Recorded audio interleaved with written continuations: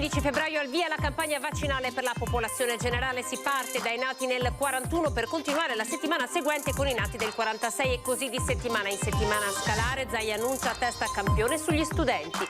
Domani la nuova classificazione delle regioni. Il Veneto spera di tornare giallo, ma intanto è polemica con l'Unione Europea. Da rosso scuro diventa rosso, solo il Friuli rimane rosso scuro. Da lunedì ripartono negli ospedali del Veneto le attività ambulatoriali, ma raccomanda il direttore generale della Sanità, Luciano Flora, non bisogna abbassare la guardia. Il dato peggiore è quello di Treviso, seguito da Venezia e Verona, crollo di oltre il 70% di passeggeri negli aeroporti del nord-est, ma si lavora per essere pronti per la ripartenza, si spera arrivi con la stagione estiva. L'omicidio di Polesella nei prossimi giorni, l'autopsia sul corpo dell'uomo ucciso a coltellate, molti dubbi da chiarire sul tempo intercorso tra la morte del 55enne e il tentato suicidio della compagna. 10 giorni ai mondiali di Cortina, il primo evento sportivo internazionale in pandemia. Oggi la presentazione ufficiale della manifestazione che sarà tutta digitale. Premio Fedeltà al lavoro assegnato ad Antena 3 dalla Camera di Commercio Treviso-Belluno, aver abbracciato la filosofia di servizio pubblico nel periodo della pandemia, dimostrando continuità, appartenenza e forte professionalità, le motivazioni del riconoscimento. Buonasera, ben ritrovati con il nostro notiziario regionale. Partiamo subito dai numeri e dall'annuncio della vaccinazione alla popolazione. Si parte, come ha dichiarato oggi Zaia insieme alla dottoressa Russo durante la conferenza stampa all'unità di crisi di Marghera, il 15 febbraio proprio sulla popolazione, con un incrocio particolare di corti. Sentite di che cosa si tratta. Noi pensiamo di partire con l'avvio della chiamata degli ultra ottantenni dalla settimana del 15 febbraio, con la chiamata dei nati del 1941. Solo il 1941 per quella settimana lì. Uno schema, un piano di battaglia che non accontenterà tutti i novantenni e centenari in primis, ma che è stato oggi comunicato alla popolazione. Si parte il 15 febbraio con i 43.346 nati nel 1941 per continuare la settimana seguente con i nati del 1946, i 75enni e così di settimana in settimana a scalare con le corti 1940, 1945, 1939, 1944 e così via. Una strategia vaccinale fotocopia quella messa in atto quando la popolazione fu vaccinata contro la meningite. Complessivamente fra Pfizer e Moderna nel mese di febbraio è prevista la consegna di 250.000 dosi. Il 2 febbraio il Veneto attende le 46.680 dosi di vaccino Pfizer. Primi 10 giorni di febbraio per chiudere i cicli vaccinali ai dipendenti della sanità pubblica. A seguire, se le consegne saranno rispettate, si parte con l'invio delle lettere a casa con la chiamata per la popolazione. Ad oggi, 28 gennaio, in Veneto sono quasi 34.000 le persone che hanno completato il ciclo vaccinale. Una macchina partita con l'acceleratore, 7.000 dosi inoculate ogni giorno, che potrebbe, con l'innesto dei medici di base, è in corso la trattativa a livello nazionale, portare ad un'impennata importante. Il Veneto ha aperto anche una linea vaccinale per i trapiantati che saranno compresi dunque nella fase 1. Ora c'è grande attesa per lunedì, con il ritorno in classe al 50%. L'idea di fare un focus sulle scuole partendo da quel vecchio protocollo che avevamo già realizzato alla volta di novembre e approvato a dicembre. Facciamo dei controlli, diciamo, in progress a campione su dei distretti scolastici, sugli studenti, in maniera tale da monitorare anche lo stato di circolazione del virus anche nella popolazione scolastica. Ad un anno esatto dalla dichiarazione dello stato di emergenza per pandemia, il Veneto conferma il trend di calo dei numeri dei ricoverati. Scende anche l'indice di positività, siamo all'1,75%. Zaia annuncia l'intenzione di capire come circola il virus a partire dall'apertura delle scuole. È prevista per domani la tanto attesa decisione dell'Istituto Superiore di Sanità con la conseguente ordinanza del Ministro della Salute sulla nuova classificazione delle regioni per colore. Il Veneto con un RT pari allo 0,65% potrebbe passare al giallo. In giornata intanto era scoppiata la polemica sul colore rosso scuro assegnato alla nostra regione insieme a Friuli, Venezia Giulia ed Emilia Romagna dal Centro Europeo della Prevenzione e il Controllo delle Malattie sulla base di un unico indicatore, cioè il numero di positivi positivi per numero di abitanti. Un'assegnazione definita vergognosa e contro la quale si è subito schierato il presidente Zaia, poiché appunto l'unico indicatore viene calcolato sul parametro che penalizza chi fa il numero maggiore di tamponi. Rettifica poche ore dopo, l'Agenzia Europea ha corretto la mappa riportando Veneto ed Emilia-Romagna al colore rosso. La fornitura dei vaccini anti-Covid, la Fidia di Abano Terme raccoglie la sfida lanciata dal presidente Zaia e si dichiara disponibile ad una produzione interna. Si producono già vaccini non Covid per conto terzi nei laboratori della Fidia Farmaceutici di Abano Terme. Sulla base di questo, i vertici aziendali hanno raccolto la richiesta del governatore Luca Zaia, rendendosi disponibili a mettere a servizio delle emergenze sanitarie in corso e della evidente difficoltà di produrre le dosi di vaccino necessarie per un'ampia copertura della popolazione, le loro competenze e le loro linee di produzione. Fidia Farmaceutici ha accordi per la produzione di vaccini non Covid, spiega l'azienda in un comunicato, ed è già stata avviata la realizzazione di un secondo impianto produttivo che porterebbe entro il 2023 al raddoppio delle sue capacità una volta ottenute tutte le certificazioni internazionali necessarie. Passaggio obbligato la verifica della documentazione e l'ottenimento di tutte le autorizzazioni degli enti regolatori italiani e internazionali. Guarda però un orizzonte temporale più ampio la società farmaceutica padovana, che chiede a tutte le aziende italiane di dare la loro disponibilità a essere coinvolte nel piano pandemico nazionale per garantire all'Italia una maggiore autonomia sulle scorte e una programmazione nel lungo periodo.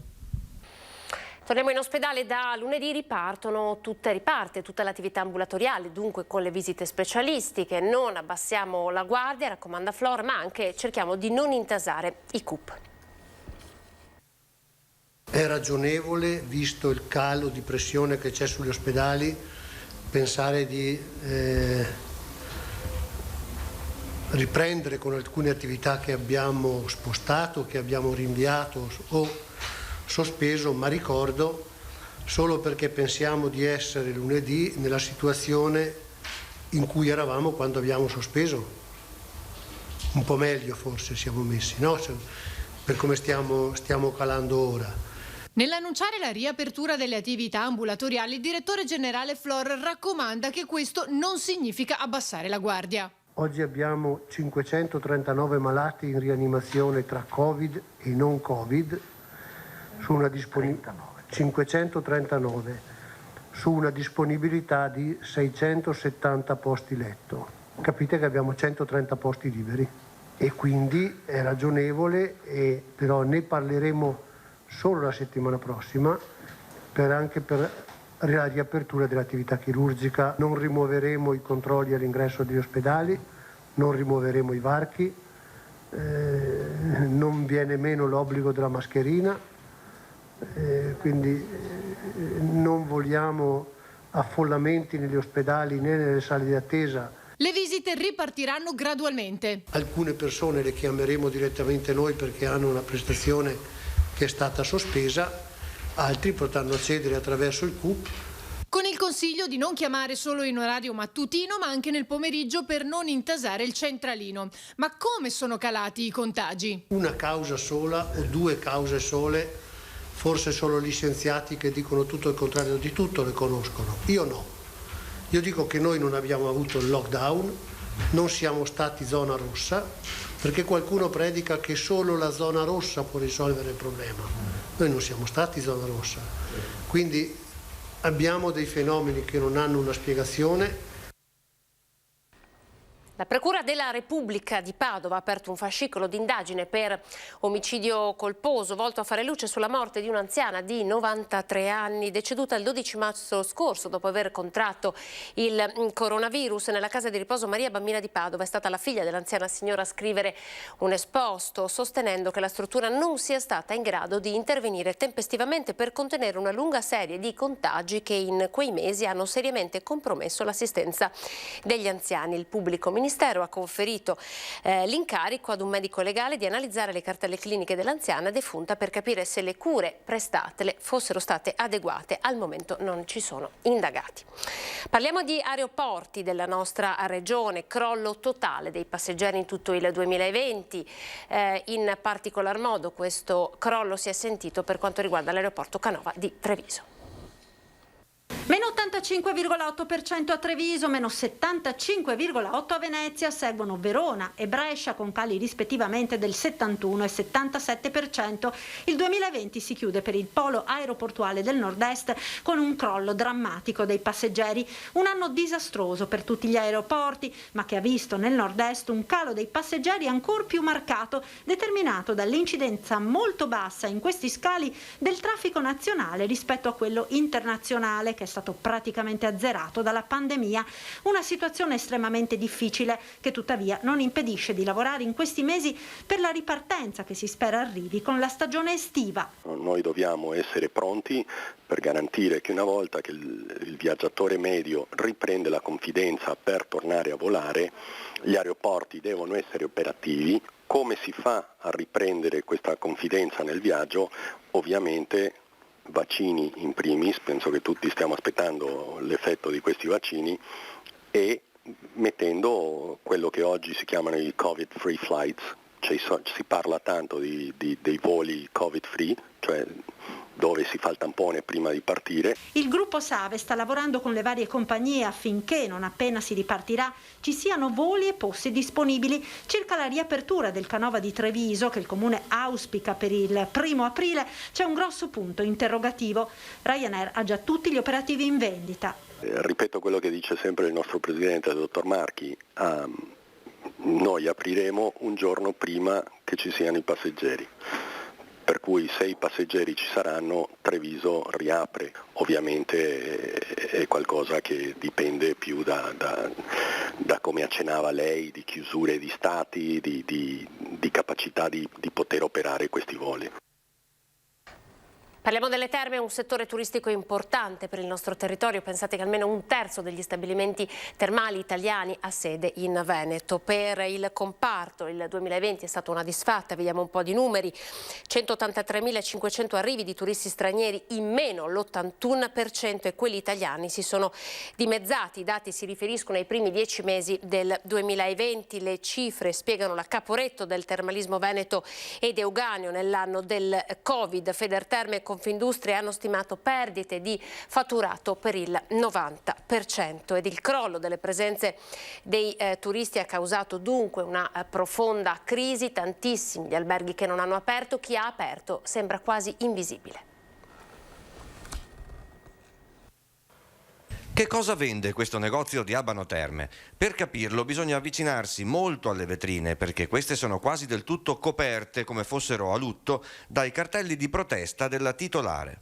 Non stiamo incassando, stiamo anzi perdendo un sacco di soldi, di entrate, e questo dobbiamo fare fronte a spese, ad affitti che non ci sono stati tolti.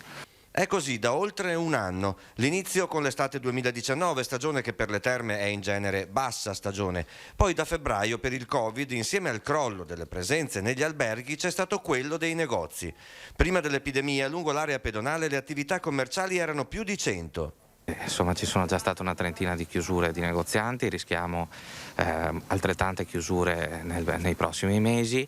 Abbiamo bisogno di sostegno economico perché gli affitti sono alti, le spese sono alte e da soli non abbiamo le forze per reagire dopo un anno in cui le nostre risorse sono purtroppo a questo punto terminate. Siamo alla disperazione, non sappiamo più da che parte girarsi.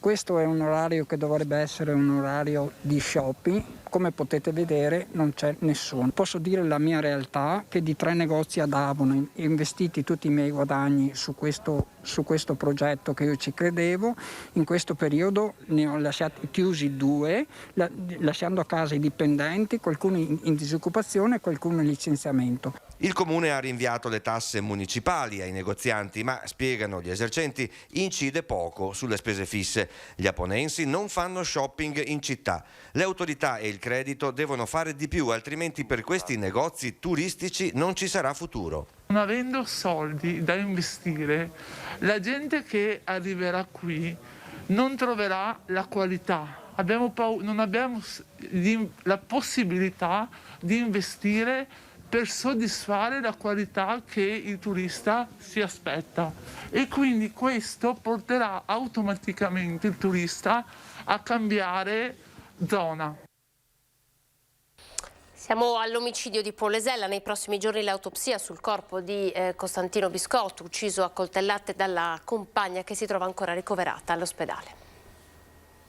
Le sue condizioni sono stazionarie, è uscita dalla terapia intensiva dopo l'intervento chirurgico, ma ancora Rosangela Dal Santo non è in grado di raccontare cosa è accaduto martedì 26 gennaio all'interno dell'appartamento che condivideva con il suo compagno Costantino Biscotto, ucciso a coltellate al termine di una violenta lite 3-2.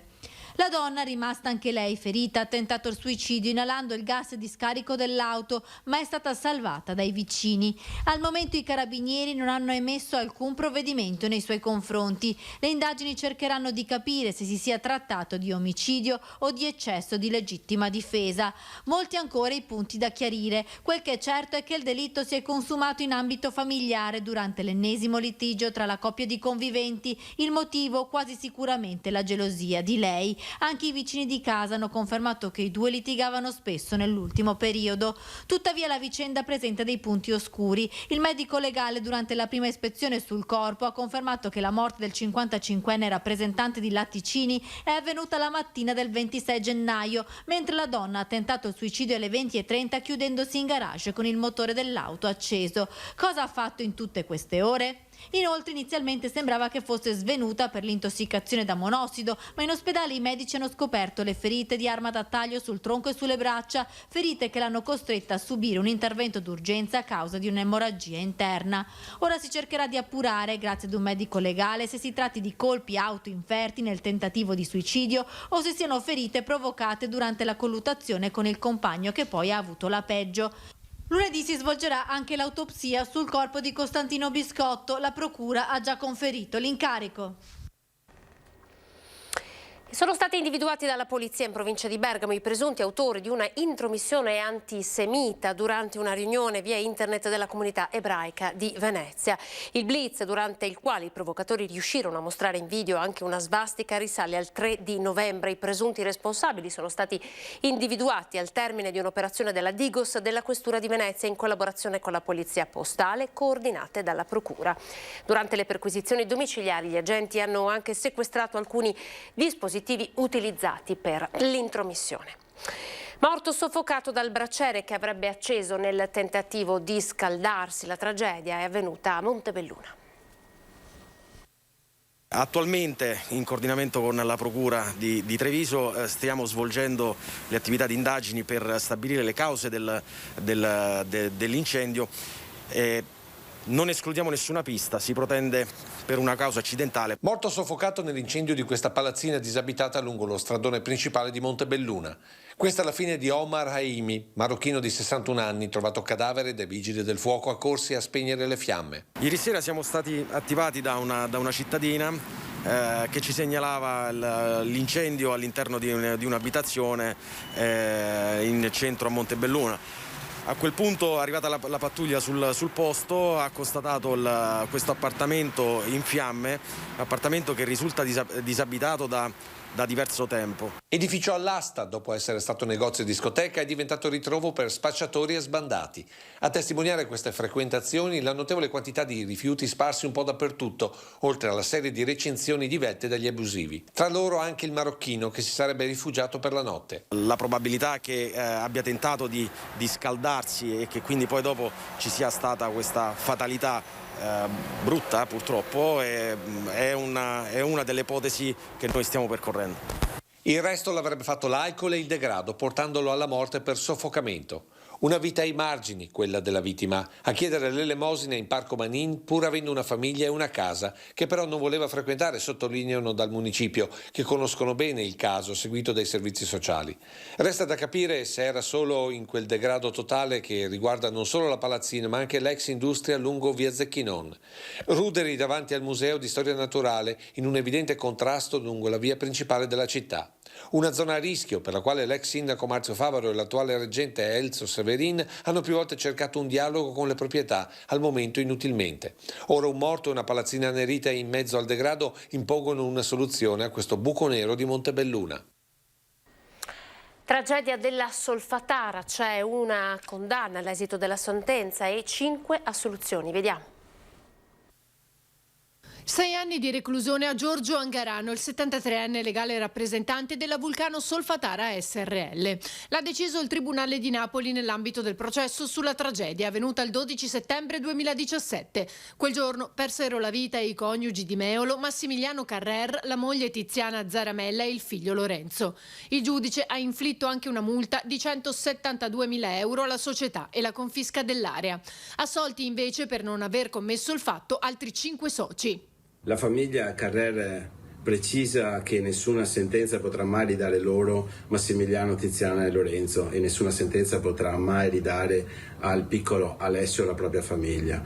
Comunque prendono atto che questa importante sentenza pone fine a una dolorosa e lunga causa penale, dato che la posizione risarcitoria è stata già definita da molto tempo. La sentenza è stata emessa dopo 4 ore di Camera di Consiglio dal GUP, che ha anche condannato Angarano all'interdizione perpetua dai pubblici uffici e al pagamento delle spese processuali.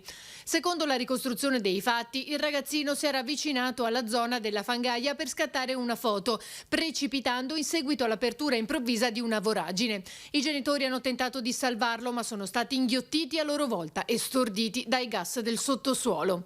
Secondo il legale della famiglia è una sentenza equilibrata e significativa. Sono state infatti integralmente accolte le richieste della procura. La famiglia Carrer si auspica che le logiche del profitto non debbano mai più a prevalere sulle logiche della sicurezza, e noi di Studio 3A con loro. 10 giorni esatti ai Mondiali di Cortina, oggi la inaugurazione ufficiale della manifestazione, che sarà interamente virtuale e digitale, 95 milioni di euro i soldi spesi. Cortina 2021 lascerà una testimonianza televisiva al pari di quella delle Olimpiadi del 1956. Allora non c'erano i mezzi, oggi c'è la pandemia. I mondiali di sci sono il primo e finora unico evento sportivo che si svolgerà senza pubblico. Non avevamo alternative, ma siamo certi dell'attenzione che ci verrà riservata, ha affermato stamattina Alessandro Benetton, presidente di Fondazione Cortina 2021, durante la conferenza stampa a 10 giorni dall'avvio dello show. Quello che possiamo dire è che forse ci ha anche aiutato a dimostrare che eravamo i candidati giusti per queste grandi Olimpiadi, è stato proprio il gioco di squadra, un evento che io mi auguro abbia come lascito soprattutto la cultura delle generazioni nuove che porteranno avanti questo esempio. È l'Italia che vince quando fa sistema, 95 milioni l'investimento necessario per garantire nei tempi le opere necessarie, accompagnare l'evento e lasciare un'importante eredità. Quello che noi andremo a costruire nelle prossime settimane, nei prossimi mesi, sarà la costruzione del sogno, che è il sogno olimpico, attraverso la realizzazione di opere come quella del curling, ad esempio, o il collegamento intervallivo, che è un'opera importantissima. Cortina, sarà un esempio per far vedere come anche durante la pandemia si può realizzare un evento così importante. Una manifestazione nuova, sarà tutto virtuale. E qui anche ringraziamento a tutti i media partner, coloro che hanno reso possibile la realizzazione di questo Virtual Media Center. Sarà virtuale, ma saremo comunque presenti. 13 gare, 700 atleti, 500 persone al lavoro sulle piste per offrire la migliore accoglienza tecnica. Cortina è una grande cartolina, quindi penso che già questo darà un valore aggiunto a questo mondiale. E abbiamo una grande squadra femminile in questo momento che sta dettando legge su tutto quello che sono le competizioni di Coppa del Mondo. forse nel settore maschile è un momento un po' di difficoltà. Sul fronte della pandemia, rigidissimo il protocollo sanitario. Cortina per 2 settimane sarà in una bolla gialla. C'è un sistema a pass gialli, pass rossi per quanto riguarda le differenti zone, con degli orari ben contingentati, e devo dire ci sarà un rafforzamento degli autobus locali che saranno gratuiti. Ed ora parliamo di noi con un importante riconoscimento che la Camera di Commercio Treviso-Belluno ha assegnato ad Antenna 3. Aver abbracciato la filosofia di servizio pubblico nel difficile periodo della pandemia da coronavirus, dimostrando continuità, appartenenza e forte professionalità. E questa è la motivazione che accompagna il premio Fedeltà al Lavoro che la Camera di Commercio di Treviso e Belluno ha deciso di assegnare ad Antenna 3. Un premio prestigioso che viene conferito ogni 2 anni a figure professionali, aziende e personalità che hanno contribuito in maniera determinante alla crescita e al prestigio economico del bellunese e della marca trevigiana. Un riconoscimento su proposta diretta del presidente Mario Pozza, che nei giorni scorsi ha comunicato il conferimento direttamente al nostro editore Filippo Yiannakopoulos. Particolarmente significativo un altro passo della motivazione che sottolinea come sia fondamentale il supporto di Antenna 3 alla comunicazione sociale e economica del territorio trevigiano e bellunese, con le dirette non stop da studio come dei luoghi colpiti dal contagio e con il preciso obiettivo di informare puntualmente i cittadini sullo sviluppo della pandemia, permettendo loro di prendere coscienza di ciò che stava accadendo e per ognuno delle possibili decisioni da prendere sul da farsi. Un servizio fondamentale e soprattutto pubblico, dove il bene della comunità è venuto prima delle logiche economiche e imprenditoriali. Il premio, conclude il presidente Pozza nella lettera inviata all'editore Filippo Yiannakopoulos, sarà consegnato nel corso della cerimonia che verrà organizzata non appena terminerà il pericolo contagio. È tutto per questa edizione, vi lascio alle previsioni del tempo, grazie per essere stati in nostra compagnia, arrivederci.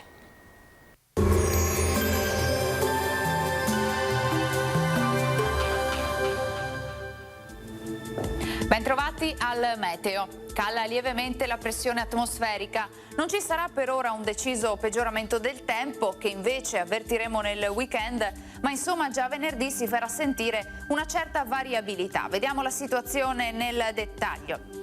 Sul Veneto la grafica del 29 gennaio ci mostra un contesto piuttosto nuvoloso. È un nuovo impulso perturbato proveniente da ovest che si fa via via sempre più spazio. Perciò in questa giornata avremo annuvolamenti alternati a schiarite e anche qualche banco di nebbia, specie sulla pianura meridionale della regione, e saranno possibili anche dei locali e deboli piovaschi.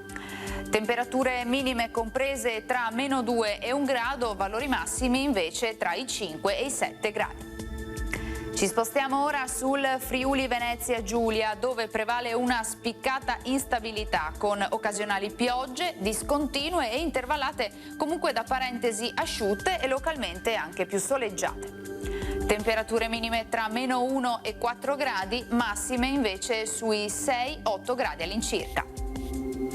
Uno sguardo ora al Trentino Alto Adige, anche qui il cielo risulterà a tratti nuvoloso con qualche precipitazione, neve sui confini alpini intorno agli 800-900 metri.